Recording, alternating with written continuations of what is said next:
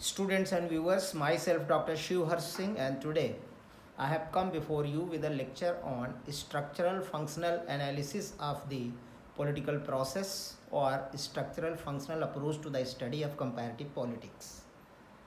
विद्यार्थियों एवं दर्शकों, मैं हूं डॉक्टर शिव हर्ष सिंह और आज मैं आपके लिए तुलनात्मक राजनीति के अध्ययन के संरचनात्मक प्रकार्यात्मक उपागम या राजनीतिक प्रक्रिया के संरचनात्मक प्रकारात्मक विश्लेषण पर एक व्याख्यान लेकर प्रस्तुत हुआ हूँ। Students and viewers, structural functional analysis of the political process or structural functional approach to the study of comparative politics was propounded by Gabriel Abraham Almond 1911 to 2002 and G. Bingham Powell 1942. G. Bingham Powell is still alive at 79.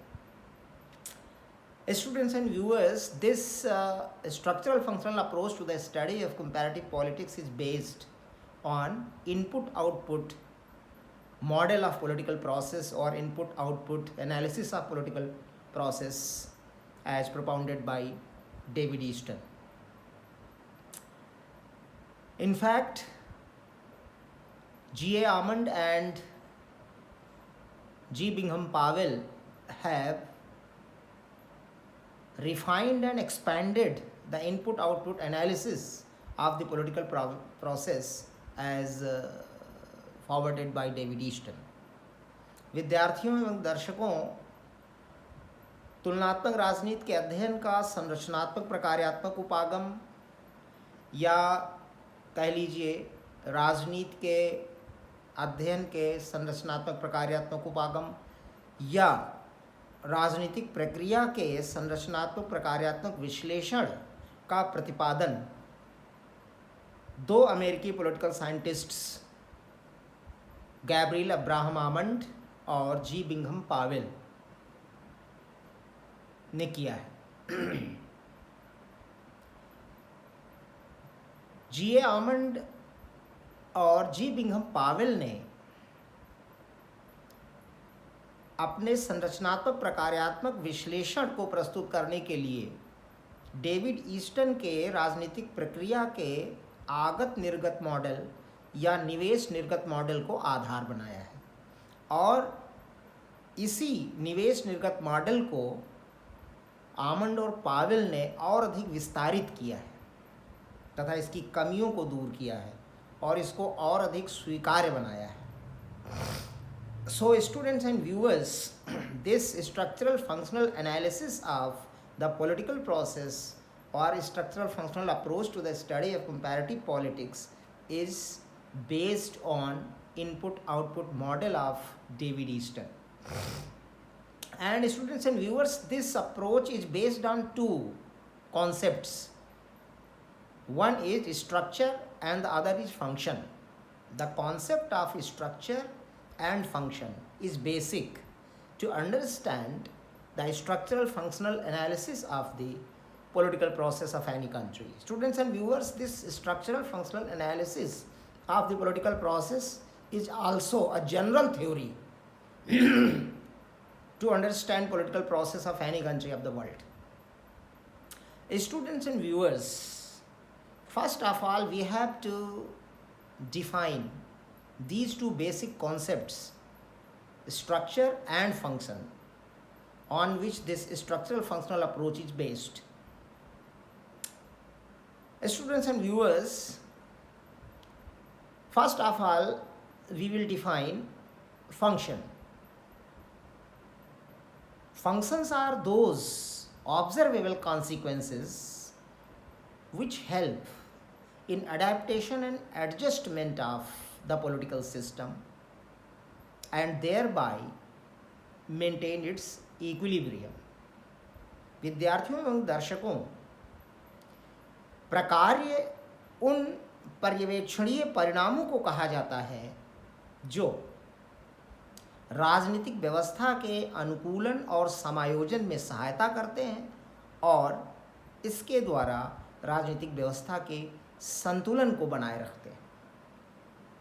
चूँकि राजनीतिक व्यवस्था किसी समाज में स्थित होती है, अतः उन क्रियाओं को प्रकार्य कहा जाता है जो राजनीतिक व्यवस्था के समाज के साथ अनुकूलन और राजनीतिक व्यवस्था के समाज के साथ समायोजन में सहायता करती हैं और राजनीतिक व्यवस्था के संतुलन को बनाए रखती हैं।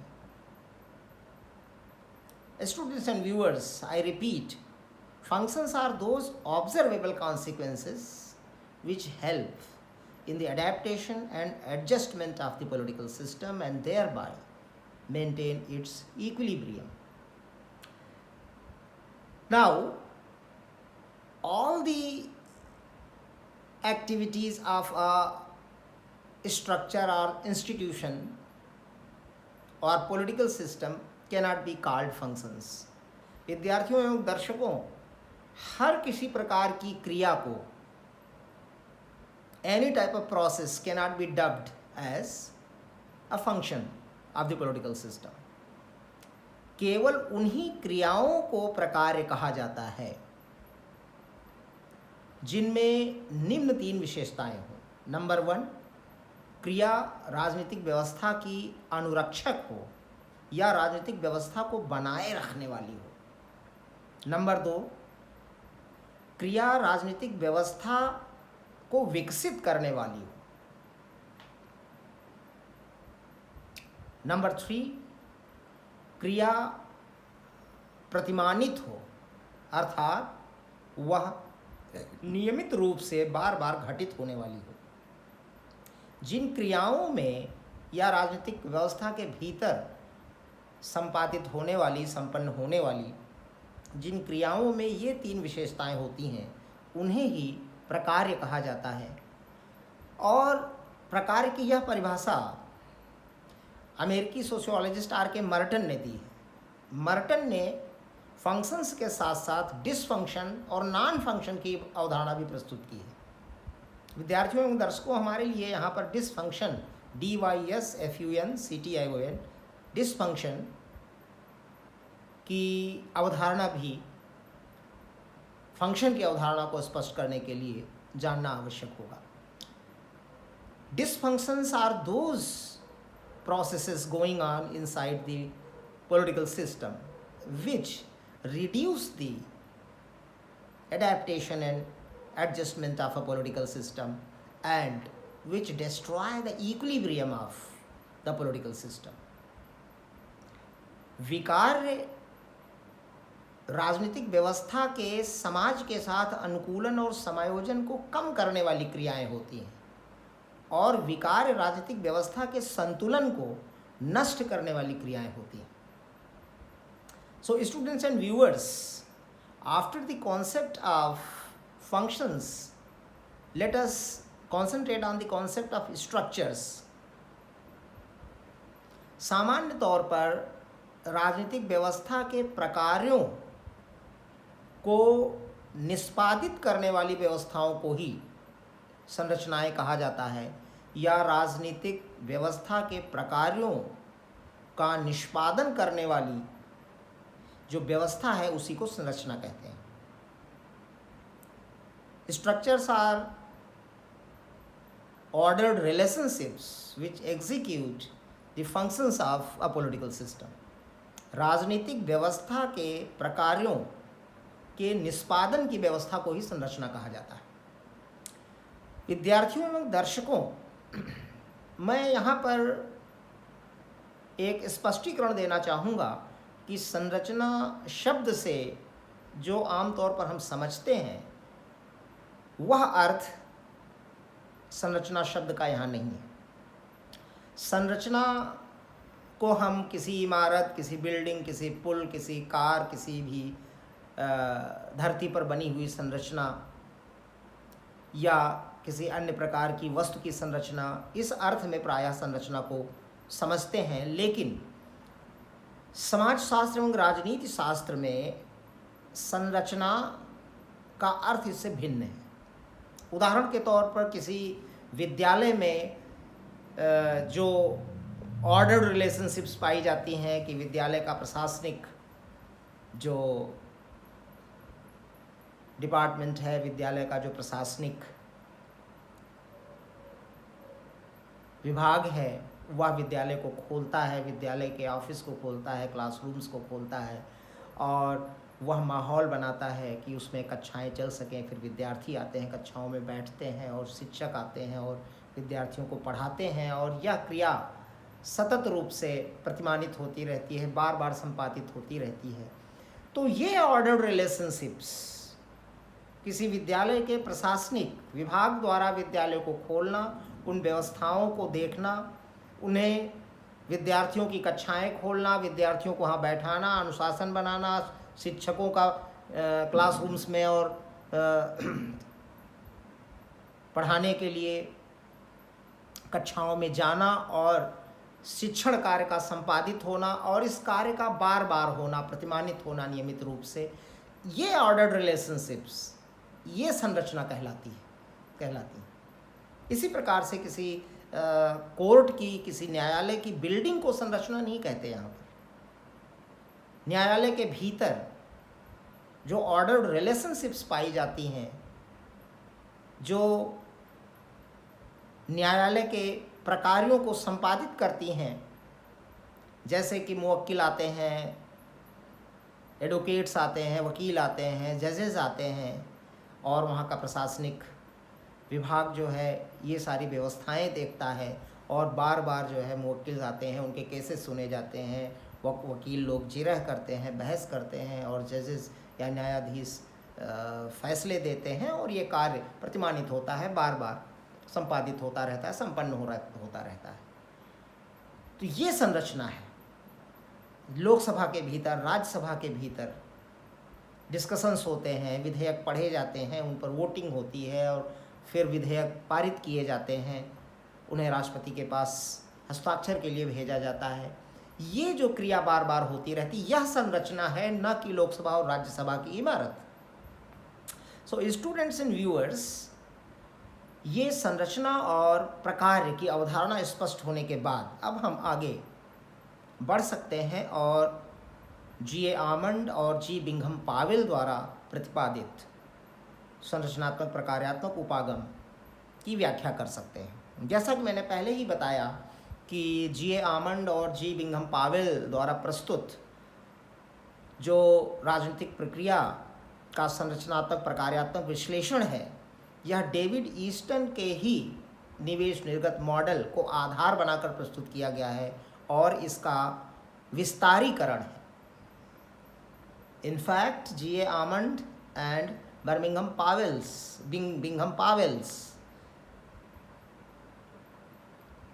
structural functional analysis of the political process is expansion of David Easton's input-output model of the political process. So, students and viewers, विद्यार्थियों एवं दर्शकों, G.A. आमंड और G. बिंघम पावेल ने डेविड ईस्टन के निवेश निर्गत मॉडल के जो तीनों चरण हैं, जो डेविड ईस्टन ने राजनीतिक प्रक्रिया का निवेश निर्गत मॉडल प्रस्तुत किया है, उसके 3 चरण बताए हैं। इनपुट चरण या निवेश चरण, इनपुट स्टेज, दूसरा रूपांतरण चरण या conversion stage and third is output stage या निर्गत चरण। आमंड और पावेल ने डेविड ईस्टन के निवेश निर्गत विश्लेषण के इन तीनों चरणों को स्वीकार किया है और इनको आगे और अधिक विस्तार दिया है। इस निवेश निर्गत मॉडल को ध्यान में रखना होगा, तभी आमंड और पावेल की जो स्ट्रक्चरल फंक्शनल एनालिसिस है राजनीतिक प्रक्रिया की, इसको हम बेहतर ढंग से समझ पाएंगे। So students and viewers, we have to keep in mind constantly the input output model of political process as forwarded by David Easton in order to understand structural functional analysis of the political process as propounded by Ammon and Powell. Because Ammon and Powell's analysis of the political process is based on David Easton's input-output model. Ammon and Powell, they have accepted the three stages of the political process: input stage, conversion process stage, and the output stage. And then he has given further expansion to these three stages. तो विद्यार्थियों एवं दर्शकों, जो राजनीतिक प्रक्रिया का पहला चरण है डेविड ईस्टन के द्वारा बताया गया, वह है निवेश चरण, इनपुट स्टेज। डेविड ईस्टन ने केवल दो प्रकार के निवेश बताए हैं, डिमांड्स एंड सपोर्ट, मांगे और समर्थन। इसके बाद आमंड और पावेल ने मांगों को और समर्थन को आगे और विस्तार दिया है। आमंड और पावेल ने बताया है कि मांगें चार प्रकार की होती हैं। नंबर 1, वस्तुओं एवं सेवाओं के वितरण संबंधी मांगे और डिस्ट्रीब्यूटरी डिमांड्स। नंबर 2, व्यवहारों को नियमित करने संबंधी मांगे, या इन्हीं को विनियामक मांगे कह सकते हैं, regulatory demands. And number 3, there are third type of demands, and they are demands of political participation, राजनीतिक सहभागिता संबंधी मांगे, participatory demands. And the fourth type of demands is demands of political communication, राजनीतिक संचार, राजनीतिक संप्रेषण संबंधी मांगे और communicatory demands. I repeat, the first types of demands are distributory demands, वस्तु एवं सेवाओं के वितरण संबंधी मांगे या वितरणी मांगे। नंबर 2, व्यवहारों को नियमित करने संबंधी मांगे या नियामक मांगे, जिन्हें अंग्रेजी में रेगुलेटरी डिमांड्स कह सकते हैं। नंबर 3, राजनीतिक सहभागिता संबंधी मांगे, पार्टिसिपेटरी डिमांड्स। और number 4,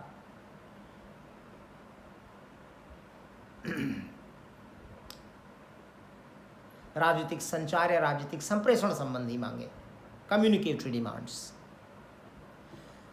after describing these demands, Ammon and Powell, they have also forwarded 4 types of support. But before going to explain support, let us one by one explain 4 types of demands. जो पहली प्रकार की मांगे हैं वो है वस्तुओं एवं सेवाओं के वितरण संबंधी मांगे। इनका तात्पर्य है कि जनता शासन से, राजनीतिक व्यवस्था से उन सारी जीवनोपयोगी वस्तुओं एवं सेवाओं के वितरण की मांग करती है जिनसे जीवन संचालित होता है और जिनके बिना जीवन का संचालन संभव नहीं है, जीवन यापन संभव नहीं है। जितनी भी जीवनोपयोगी वस्तुएं हैं, खाना, कपड़ा, पानी, बिजली और सेवाएं जैसे स्वास्थ्य सेवाएं, सफाई संबंधी सेवाएं, जितनी भी तरह की सेवाएं और जितनी भी तरह की वस्तुएं जीवनोपयोगी हैं, जो जीवन यापन के लिए अति आवश्यक है, जिनके बिना जीवन यापन संभव नहीं है, जनता मांग करती है कि ये सारी वस्तुएं एवं सेवाएं, ये इनका वितरण समाज में हर समय होता रहे, इनकी कोई कमी न हो। ये है डिस्ट्रीब्यूटिव डिमांड्स या वितरणी मांगे।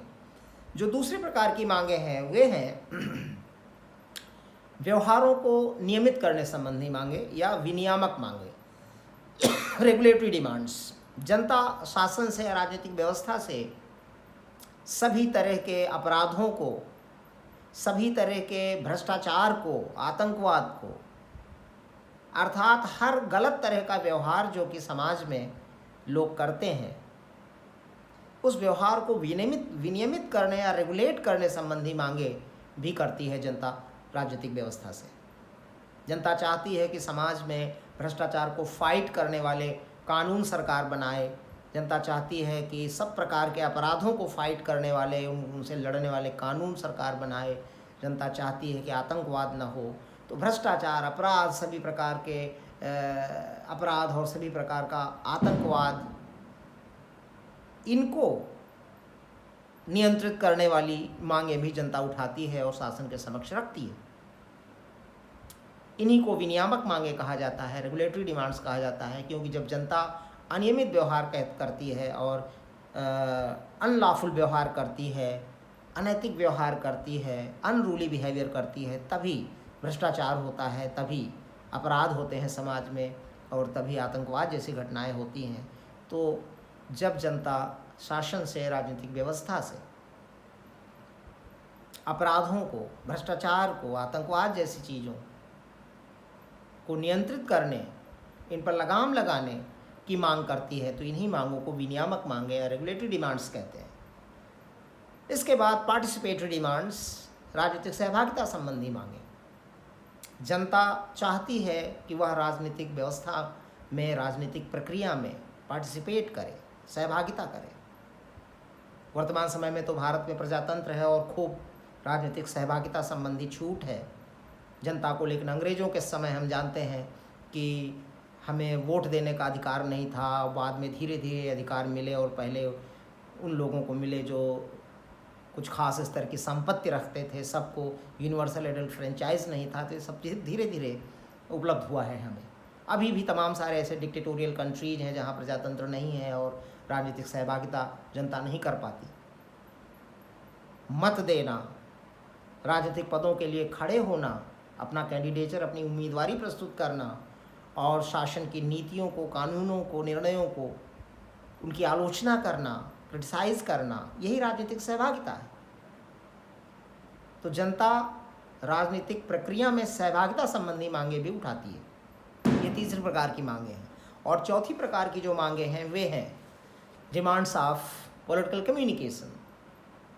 जनता ये चाहती है कि जनता की मांगे, उसके हित, ये सब राजनीतिक व्यवस्था के भीतर तक, शासन के संज्ञान तक पहुँचें।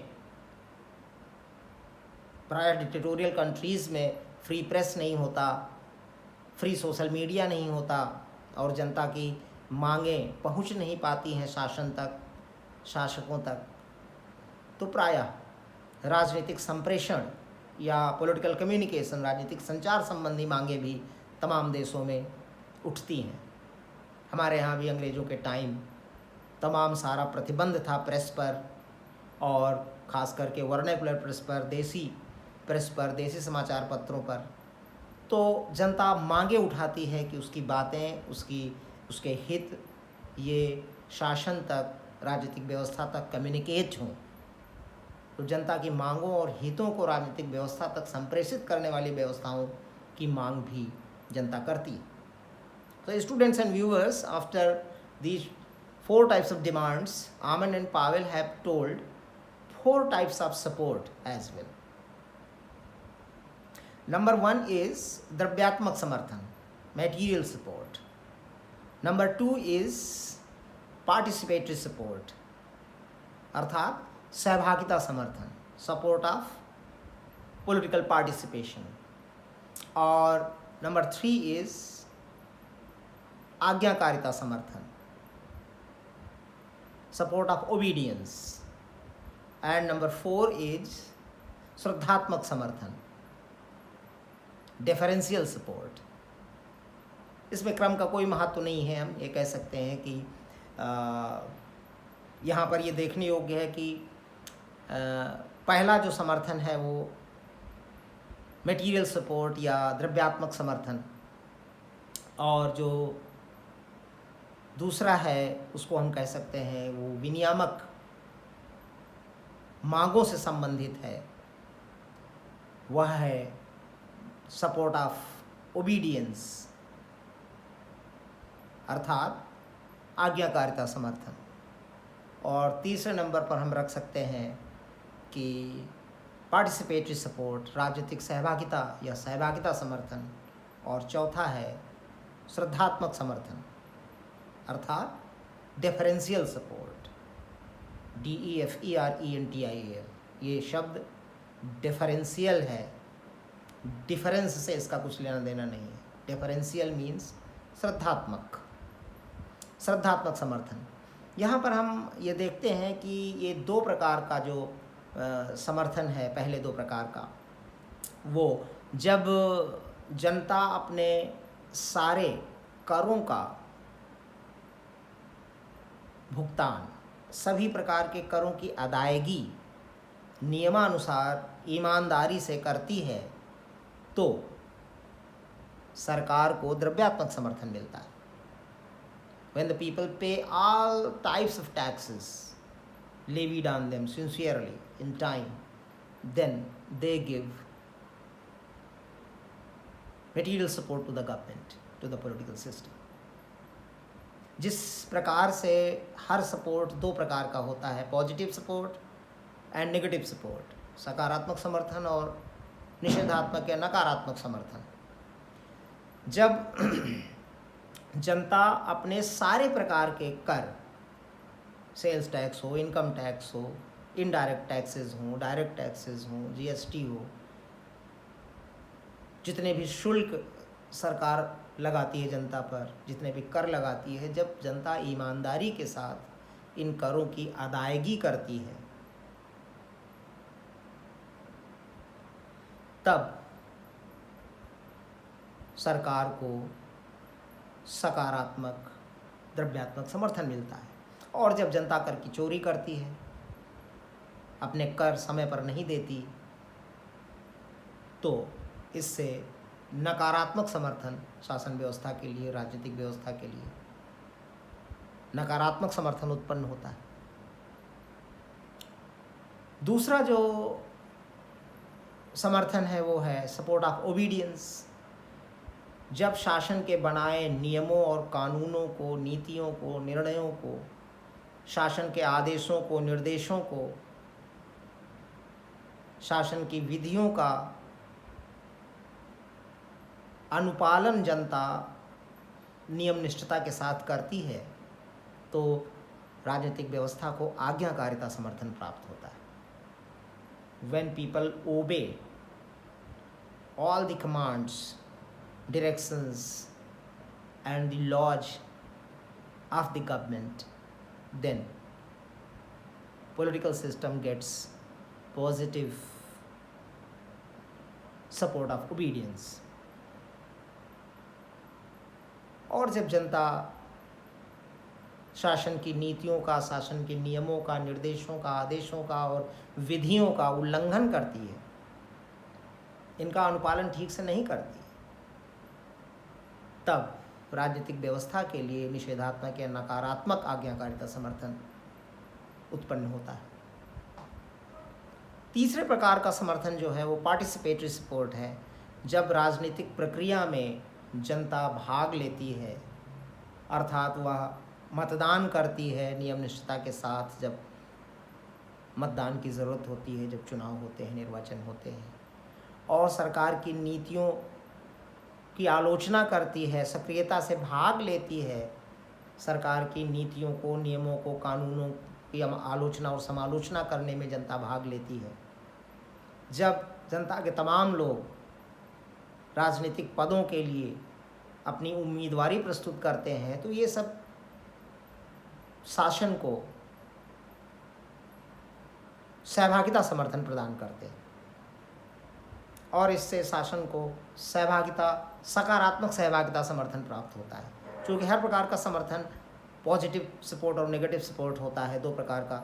हर प्रकार का समर्थन जो है वो दो प्रकार का होता है, इसकी दो कैटेगरीज होती है। तो यहाँ पर जब जनता नियम निष्ठता के साथ, निष्कपटता के साथ मतदान करती है निर्वाचन के समय, शासन के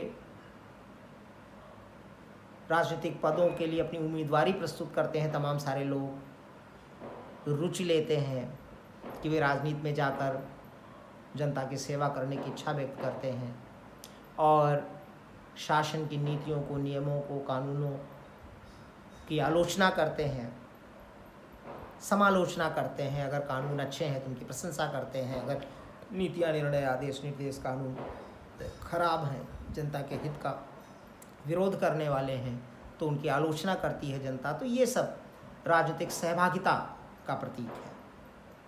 इससे जनता के द्वारा सकारात्मक सहभागिता समर्थन प्राप्त होता है शासन व्यवस्था को, राजनीतिक व्यवस्था को। परंतु जब लोग मतदान नहीं करते, मत देने नहीं जाते, वोटिंग करने नहीं जाते, वोट देने नहीं जाते और निष्क्रियता रहती है राजनीतिक व्यवस्था के प्रति, राजनीतिक निर्णयों की, राजनीतिक नीतियों की, राजनीतिक कानूनों की, जो कानून शासन बनाता है उनकी आलोचना नहीं करते, बिल्कुल निष्क्रिय रहते हैं, तो इससे निषेधात्मक सहभागिता समर्थन उत्पन्न होता है शासन व्यवस्था के लिए, राजनीतिक व्यवस्था के लिए।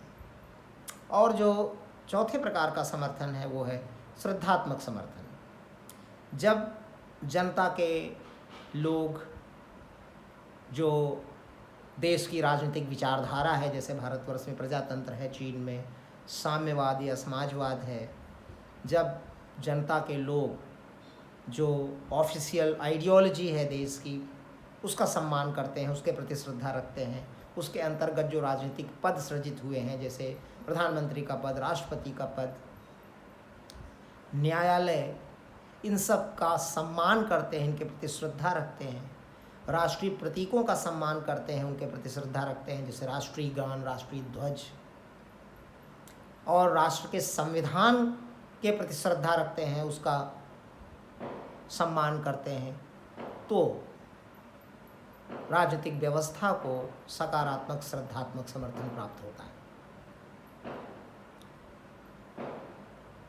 देश के संविधान, देश की राजनीतिक विचारधारा, देश के राजनीतिक पदों, राजनीतिक कार्यालयों, देश के राष्ट्रीय प्रतीकों, राष्ट्रीय ध्वज जैसे राष्ट्रगान भारत में, इन सब का सम्मान जब लोग करते हैं, इन सब का आदर करते हैं, इनके प्रति श्रद्धा रखते हैं, तो इससे राजनीतिक व्यवस्था को श्रद्धात्मक समर्थन मिलता है।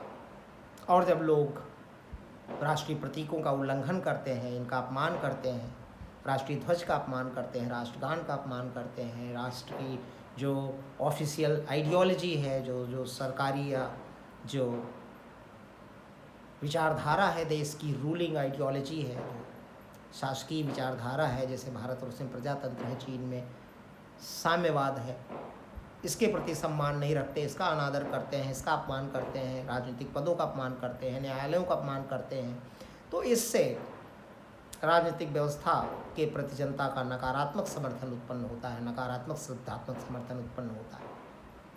हर प्रकार का समर्थन दो पहलू रखता है। स्टूडेंट्स एंड व्यूअर्स, ये इनपुट स्टेज है जहाँ पर डेविड ईस्टन ने केवल डिमांड्स एंड सपोर्ट की बात कही थी, लेकिन ये आमंड और पावेल का कंट्रीब्यूशन है कि उन्होंने डिमांड्स के 4 टाइप्स बताए हैं और सपोर्ट के 4 टाइप्स बताए हैं। इसके बाद जो सेकंड स्टेज है पॉलिटिकल प्रोसेस का, वह है कन्वर्सन स्टेज, रूपांतरण प्रक्रिया का चरण।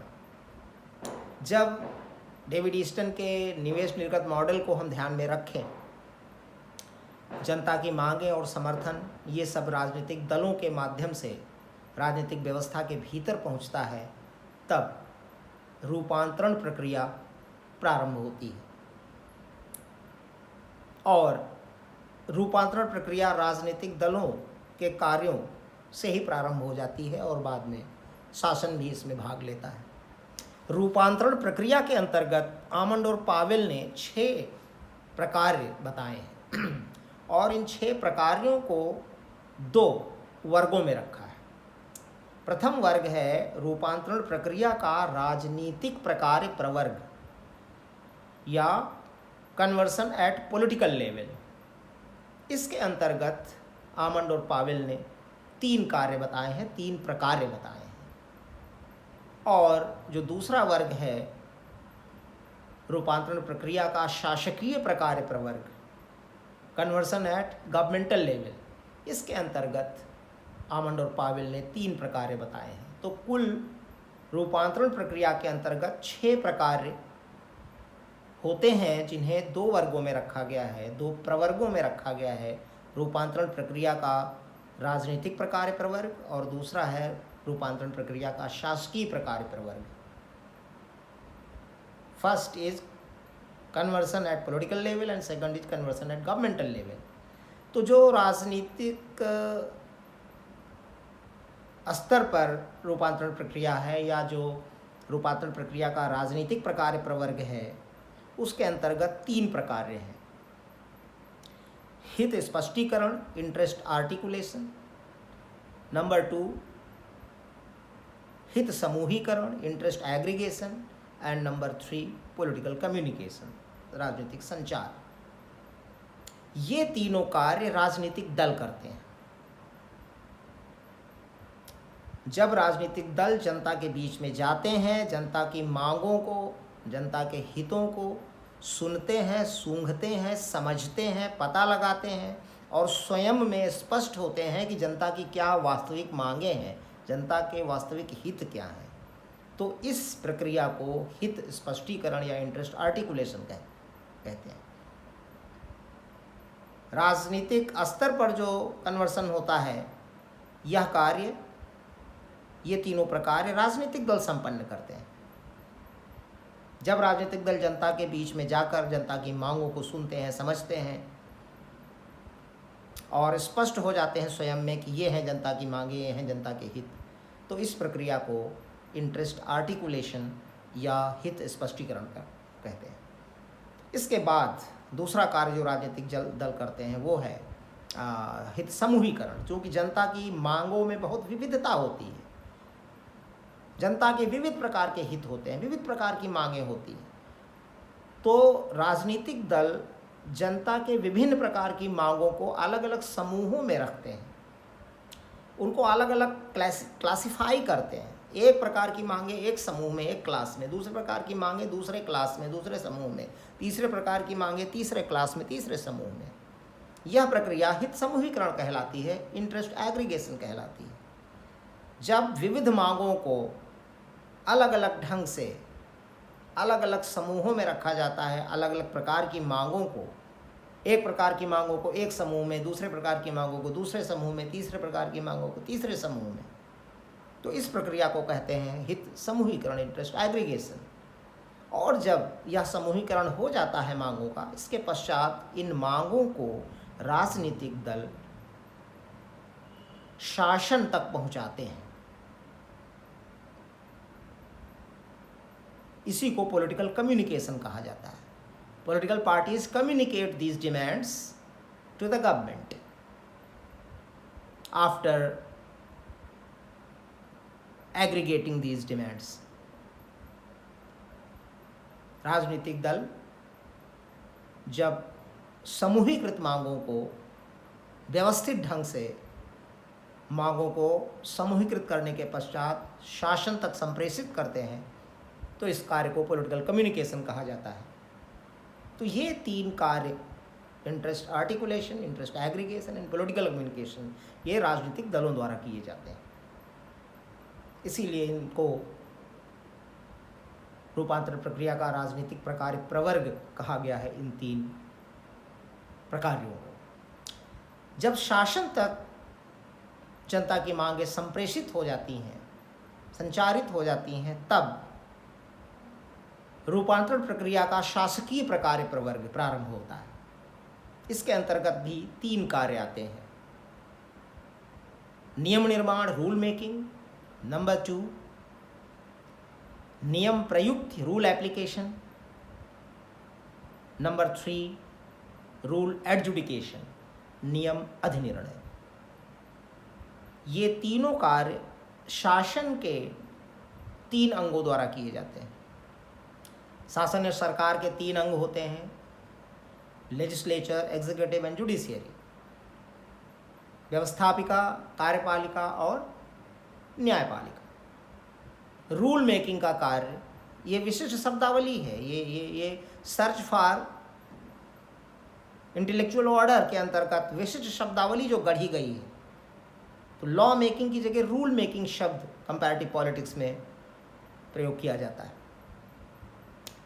तो शासन का जो व्यवस्थापिका अंग है, वह रूल मेकिंग का कार्य करता है, विधि निर्माण का कार्य करता है, व्यवस्थापन का कार्य करता है। और विधियों के निर्माण के पश्चात नियम प्रयुक्ति का कार्य, जो शासन का दूसरा अंग है, कार्यपालिका करती है। अर्थात कानूनों को लागू करना, to execute the laws and rules made by the legislature. This is the work of executive branch of government. नियम प्रयुक्त। व्यवस्थापिका का कार्य है रूल मेकिंग। पहला अंग जो शासन का है वह रूल मेकिंग अर्थात व्यवस्थापन करता है, विधियों का निर्माण करता है, कानूनों का निर्माण करता है। फिर इन निर्मित कानूनों को जब लागू किया जाता है, जो कार्य कार्यपालिका करती है, इसे नियम प्रयुक्त कहते हैं।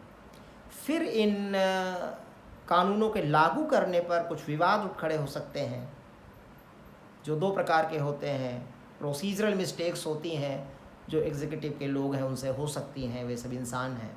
और सब्सटैंटिव मिस्टेक्स भी होती हैं, जब कानूनों को, विधियों को, नियमों की जो अंतर्वस्तु है उसको ठीक से नहीं समझा जाता, तब भी कानूनों के कार्यान्वयन में, क्रियान्वयन में, उनके इम्प्लीमेंटेशन में गलती हो सकती है।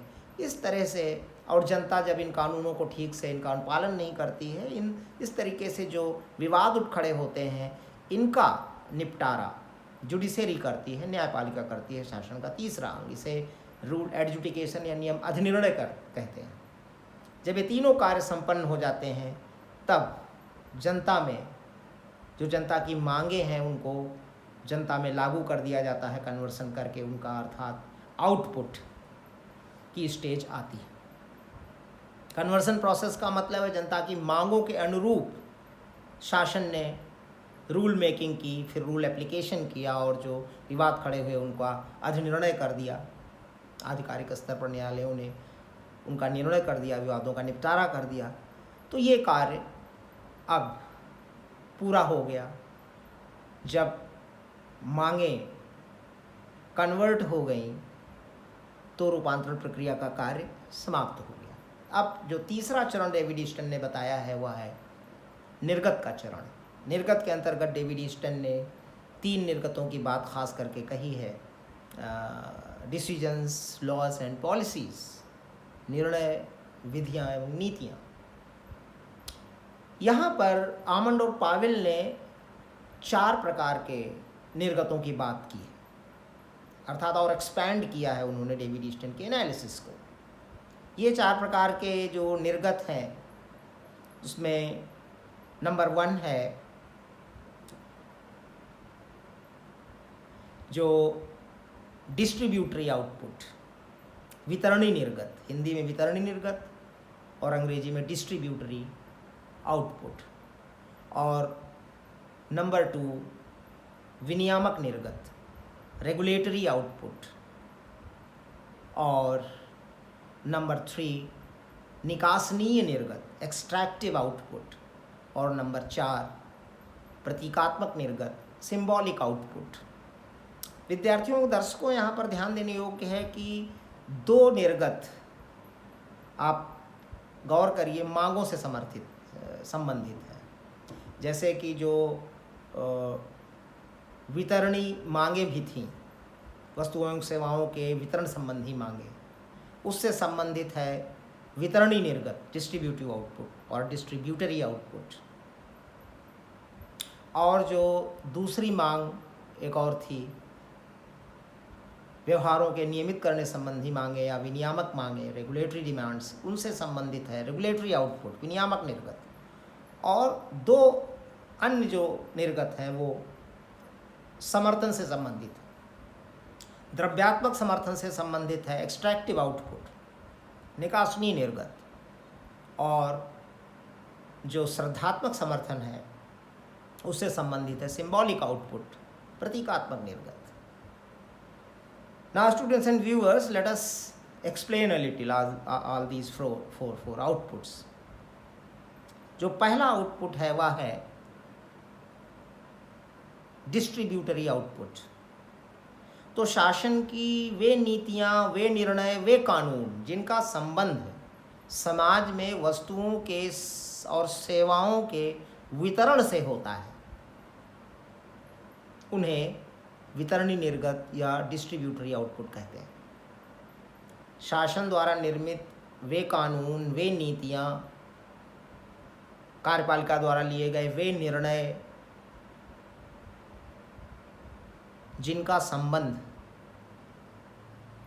समाज में वस्तु एवं सेवाओं के वितरण से होता है, उन्हें वितरणी निर्गत कहा जाता है, डिस्ट्रीब्यूटरी आउटपुट कहा जाता है। इसी प्रकार शासन द्वारा निर्मित वे कानून, वे विधियाँ, वे नीतियाँ, वे निर्णय जिनका संबंध समाज में भ्रष्टाचार से लड़ने से है, समाज में अपराधों पर नियंत्रण करने से है, अपराधों को समाप्त करने से है, आतंकवाद से लड़ने से है, ऐसे नीति, निर्णयों और कानूनों को जो दूसरे प्रकार का है आउटपुट, विनियामक निर्गत या रेगुलेटरी आउटपुट कहा जाता है। Such decisions, policies and laws of the government, made by government, which are for fighting the crime, for fighting the terrorism and for fighting all types of corruption. So this category of output is known as regulatory output, अर्थात शासन के वे कानून, शासन के वे निर्णय, शासन की वे नीतियाँ जिनका संबंध समाज में भ्रष्टाचार से लड़ने से है, अपराधों पर नियंत्रण करने से है, आतंकवाद को समाप्त करने से या उस पर नियंत्रण करने से है, इन सारे नीतियों, निर्णयों और कानूनों को विनियामक निर्गत कहा जाता है। इसके बाद एक्सट्रैक्टिव आउटपुट, निकासनी निर्गत, शासन द्वारा निर्मित वे सारे कानून, वे सारे शासन के निर्णय और नीतियाँ जिनका संबंध कर वसूली से या कर उगाही से होता है, जनता से कर वसूलना, तमाम तरह के शुल्क वसूलना, उनकी उगाही करना, उन्हें निकासनी निर्गत कहा जाता है। शासन के वे निर्णय, वे शासन की नीतियाँ, वे कानून जिनका संबंध जनता से कर वसूलने से होता है, जनता में से कर की उगाही करने से होता है, वे निकासनी निर्गत कहलाते हैं। इसके पश्चात जो चौथा निर्गत है वह है प्रतीकात्मक निर्गत। शासन द्वारा बनाए गए वे कानून, शासन द्वारा बनाई गई वे नीतियाँ, शासन द्वारा लिए गए वे निर्णय जिनका संबंध राष्ट्रीय प्रतीकों के प्रति श्रद्धा या सम्मान सुनिश्चित करना होता है, संविधान के प्रति सम्मान सुनिश्चित करना, राष्ट्रीय ध्वज के प्रति सम्मान सुनिश्चित करना, जनता का राष्ट्रगान के प्रति सम्मान सुनिश्चित करना, और जो राजकीय विचारधारा है, जो ऑफिशियल आइडियोलॉजी है, उसके प्रति सम्मान सुनिश्चित करना, शासकीय पदों के लिए न्यायालयों के प्रति सम्मान सुनिश्चित करना, इनसे संबंधित कानून जो होते हैं, जो शासन की नीतियाँ और निर्णय होते हैं, उन्हें प्रतीकात्मक निर्गत कहते हैं। शासन तमाम ऐसे कानून बनाती है जिनका संबंध राष्ट्रगान, राष्ट्रध्वज, संसद, न्यायालय, राजनीतिक पद, राजनीतिक विचारधारा जो देश की, इनके प्रति सम्मान सुनिश्चित करना, आदर सुनिश्चित करना, जनता का श्रद्धा सुनिश्चित करना होता है, उन्हें प्रतीकात्मक निर्गत कहते हैं। So students and viewers, this is all about the structural functional analysis of the political process as propounded by Gabriel Abraham Almond and G. Bingham Powell. You can watch this video on Facebook as well. Thank you so much.